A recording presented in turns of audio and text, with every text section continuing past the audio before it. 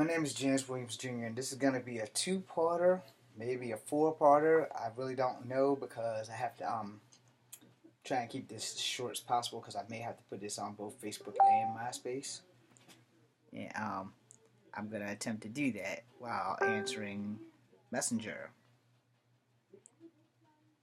So, anyway, I'm going to go through some of these things and I want to talk about certain characters and units that I think that could come back, should come back, may already be back, don't really know, for Marvel Comics. And particularly my favorites, New Mutants. Don't count Nightcrawler, he's not a New Mutant. But the New Mutants, I don't know how many of these guys they brought back, if they brought back any of them at all. New Mutants is one of my favorite cartoon, comic book characters. And, I would say that Mirage is one of my favorite females because she's Native American. And Karma is another one of my favorite females because she's also an Asian character. And then there's Magic, she's Russian. And then you have Magma, Warlock, Wolfsbane, Scottish. And Doug, I think he's like the only real American there because everyone else is from a different country except for Doug and Sam. Those two are the only really American guys because he's from the country. And I forgot where Doug was from. But his power is the worst power because he only has powers to speak language, which in this world, in the real world, that would be awesome because of our worlds and our language barriers. Sunspot is from South America. He's Brazilian, but he has the worst power ever. But it's the strongest power. He turns into a solid black creature like Nightcrawler. And he has the power of like 100 suns or so. He's pretty fucking strong. He was like the strongest member of the team. And while I'm on the New Mutants, I'm going to go straight from New Mutants to the XMen team units. They're not in this book. Of course they're not. But I wanted to touch on some of them before I go on to like other things. There's another character in here that I have to show you guys. And it's connected to X-Men, so I'm going to get him close enough to you. This is David Haler. He is Charles Xavier's son, and by far the most powerful mutant that was in the X-Men universe. I don't know if you want to say the entire Marvel universe, but he was like what you would be considered like one of the highest class of mutants because he had 5 powers and 5 personalities to go with each power. So he was a little bit psychotic, but he was badass. And the downside of that was he tried to kill his dad. So, Legion was one badass dude, man. And to know Legion, you'd have to really be a good X-Men fan. And he was basically every child that Xavier has is basically a bastard child because Xavier's not married to anybody. But when you have deep pockets, I don't really think that freaking matters. No. And Xavier has pretty deep pockets, Same with Warren Worthington III. There's another unit in here that I want to explore. And remember I talked about the Shi'ar Empire, where there's Lilandra and the Shi'ar Empire. And Starjammers are in here, I think. And in this book, I don't think. But there's another X-Men long shot. I mentioned them earlier today. You guys probably missed it. Like I said, this is a crunch time thing, so I'm trying to get it as quick as possible, unit by unit, and then I'll go into figures that I think should have been more invasive. So, that's Pietro's sister, Magic, and the next page is Magma. Both of them were New Mutants in the other book that I just showed you. And that's Magneto, who once led the New Mutants before Cable came in and took over. I don't know who else I was looking for in this book, so we're just going to leave it somewhere, anywhere. Back to the X-Men, this is Nimrod, the baddest Sentinel ever. So, they should have brought him into, like, the movies or whatever, because that would have been awesome. Really awesome. Because he's like the ultimate X-Man, mutant, Sentinel hunting machine. Now, as I mentioned to you guys earlier with X Factor, see that guy right there? He's Beast. Notice something? He's not fucking blue. Cyclops, Iceman, Angel, and Marvel Girl. but you guys know her as Jean Grey, soon to be known as the Phoenix. Alright? So, we have X Factor. Let me flip the script on you guys now. And we have the X-Men. And who do we have here? Xavier, Cyclops, Angel, Iceman, Beast, Marvel Girl, Mimic. I have no idea who the hell he is or where he came from. I was about to say Cyclops again. But there's Polaris. And this is Changeling, who now looks like Morph. And I'm pretty sure he was a Morlock. And then we have Havoc, my favorite. Male X-Man. Him, Colossus, and Wolverine all running in a triple threat tie for my favorite male X-Men. And here are the rest of them.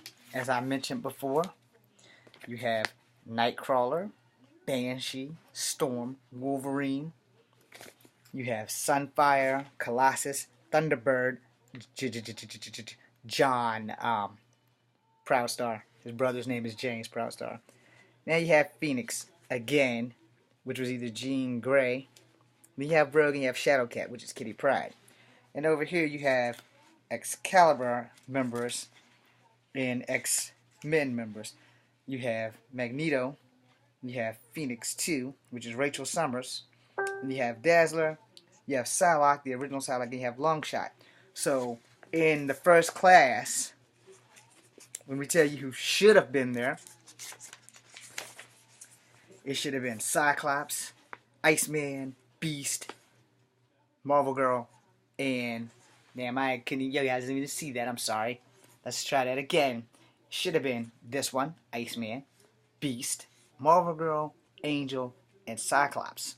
Those are the original 5. All right. So for the people who made first class, didn't read your manifesto. Okay.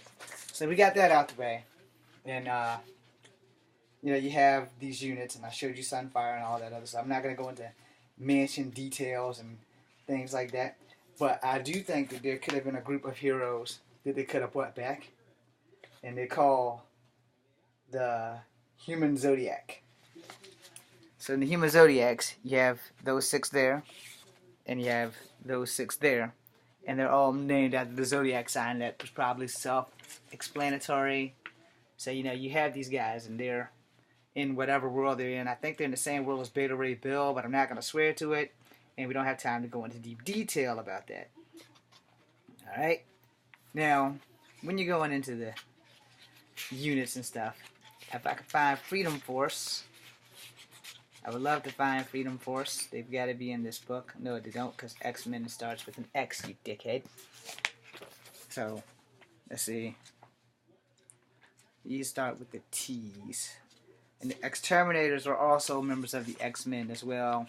And that includes Boomer, Skids, and Power Pack also was a member of X-Men at one time, even though they're not mutants. I forgot how they got their powers, but I know they're not mutants. They're from the family, the last name is Power, just how they got the name Power Pack. There's 2 girls, 2 boys. It would make a great movie if you want to have, like, some children play Marvel characters. Because the oldest member of the Power Pack, I think, is like 12. And I think it's the oldest boy. I couldn't tell you what the hell his name is, but I know it's the oldest boy. The Inhumans, they're excellent groups too. But we're not going into that unit of people because that's like a whole conundrum of things that I don't have time to try to break down and explain to you guys. But, there's a bunch of stuff that could be done. But that's a member of Power Pack, the guy on this side of the screen. Thank you. Now, where was I? Still searching for units. There we go. Found Freedom Force. Alright, so for those who don't know, this is Freedom Force. And they were led by Crimson Commander as well as Mystique, but he is not in here because I don't know when this came out, but to be specifically, this is Rogue's mom, Mystique. Rogue should have been in here, but somehow they have the second Spider-Woman and they have Spiral. Spiral's a spy for Mojo. She doesn't really work for them. She's working against them secretly so that Mojo can have entertainment because he's putting them up against the X-Men. So you have Rogue, you have Blob, you have Avalanche, and you have Pyro, and Destiny. Destiny is a little old lady who dies, and when she gets thrown off the boat, she blows back into Mystique's face. Anyway, you have to go deep into the annuals for all that. But Crimson Commander and Silver's Debris, or Silver Saber, or whatever the hell his name is, they're the only two not depicted on this book. But Silver Debris was a mutant. He had speed like the Flash, and fucking what the hell was his name? Quicksilver. Now you have here you have the Fantastic Four. Clearly you can see there's more than 4 people there, but you get the gist. Yeah, this isn't an up-to-date book, so it doesn't have like Spider-Man and a Thing and a Hawk and all of them who were on the Fantastic Four. And like I said, I'm just kind of going through units and teams. And you know, most of the teams that I mentioned have had one hell of a run and should probably get another run, so that the younger teams or people of the generation that's coming up now could get a little taste of them and not just be stuck with the Avengers and the X-Men, you know, or maybe bring in the New Warriors and maybe give them an actual cartoon or a miniseries, you know, something to bring it in. But bring in, you know, Dwayne Taylor as the leader, not his half-brother and stuff. You know, if you guys want to follow the comic book structure and kill them off, that's fine. It's not fine by me. And the surprise of the day, Nick Fury, people. The original Nick Fury. I'm sorry, Samuel L. Jackson. I'm also sorry to David Hasselhoff. Anyway, this is the original Nick Fury. Nicholas Jonathan Fury. Excuse me. Nicholas Joseph Fury. So, I've touched on that, and I wanted you guys to know that some of these units were pretty good units, you know, and they could have came in and done some stuff. And I think that honestly, you know, that some more different units could have been in and made stuff out. Squadron Supreme, by the way, at one time were heroes, and you know that kind of somehow in the revamped version, some of them are bad guys and some of them are not. So I'm a little bit confused, but like I said, I don't really work for Marvel. They had a Soviet version of the X-Men or whatever, and that was Soviet soldiers. I'm trying to find Alpha Flight because that was like the last thing I wanted to touch on before I shut this stuff down. Yeah, because that was a pretty good team up. Silver Sable and her Wild Pack, she can hold her own. Also, I think she should get a standalone movie, but you know, like I said, I don't work for them, although it would be cool.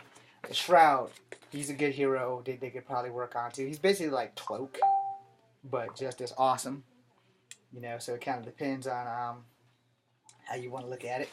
Probably give him a better origin story and actually give him a name, so that he doesn't just have an unrevealed name.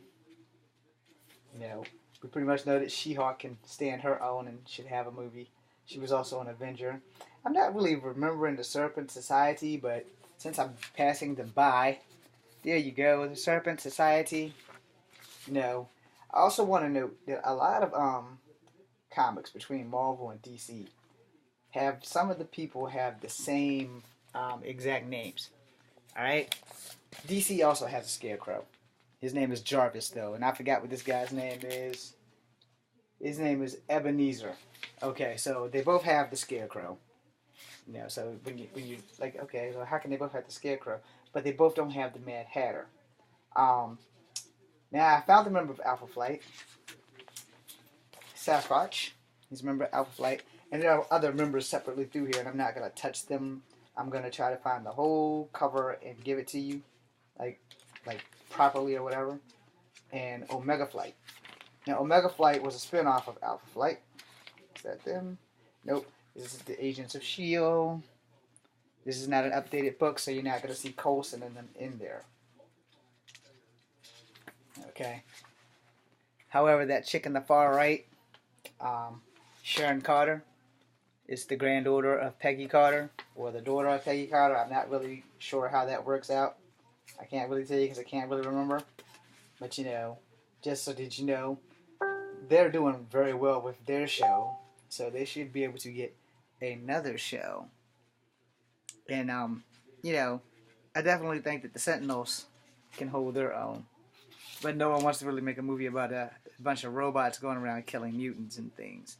So you know, it kind of happens. Maybe bring in some of the people from the Savage Lands, Kazar, wife, that kind of thing. Really kind of depends on how you want to look at it. Guess what? I found Rocket. That's right there, Rocket. I found Rocket. Okay, let's see. Does he have an officiate with the Guardians of the Galaxy on this thing? It does not say. No. Captain of a starship. So he was a loner like Howard the Duck. Yes, Howard the Duck. I said it. Howard the Duck. Duck titties. Now if I can find... Okay, we got Magneto, Mutants. No, we've done this book. There is another unit in this book. I'm sure of it. So that was David Haler. By the way, David Haler, Legion, is a one-man unit himself. You know, just so that you guys know. And they have some other heroes that hadn't really had the spotlight on them. Hannibal King is one of them. And he's teamed up with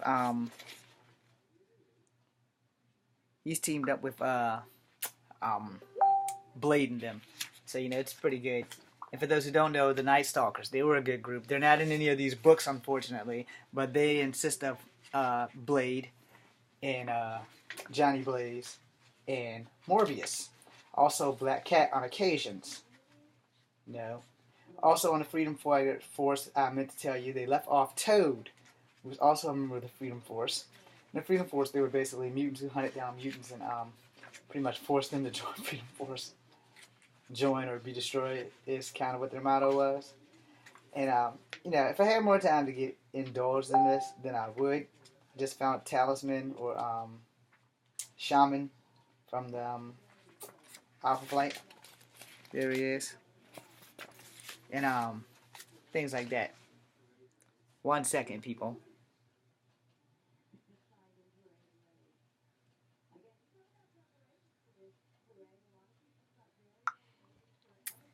Anyway, so I've covered that. You know, I can't find the units that I want to find, and I had it laid out a second ago. And now that I can't find it, my feelings are kind of hurt. But these hand guides, they give you everything. Like, completely give you everything. Maybe I had it on the wrong page because of Nimrod. Or maybe not. But, you know, it happens. Where the hell are they? If this is the Nimrod book, Omega Flight should be in here. It starts with an O, and North Stars from Alpha Flight. They also go into like the Heralds of Galactus in this book, or these books. And for some reason, I can't find Omega Flight. There we go. Omega Flight. So you got all of those guys. These were led by Guardian, who, him and his wife seem to switch names a lot. Guardian and Vindicator are forever switching their names, because I believe that Vindicator was the fella first, and then the wife became Vindicator, and then it switched off to being Guardian again, and it was just kind of it's kind of half-ass crazy, because you like, well, how does this work? So here we go. There's Alpha Flight. All right, that's all of them minus Wolverine. Now, I don't know how Heather's down there and up here at the top, but Heather Hudson is Vindicator, and her husband James McDaniel Hudson is Guardian. And at one time the names were switched, and he was actually Vindicator and she was Guardian. And it's a long story, and I don't know who the hell Box is. And there's Puck, and there's Talisman, and she's the daughter of Shaman. And then you got Sasquatch up here, and at one time Sasquatch became a girl, which was pretty cool and everything. And, you know, I just want you guys to touch on that, because I think that Alpha Flight honestly could hold their own. And so, here's American Eagle. He's a hero of a Native American descent. Forge is in one of these books also, and there's another Native American character besides Moonstar, who is Danny Moonstar or Mirage. And, you know, they do touch on all of these things. And yay so many order, you know. And just for the record, there's Beast. Okay?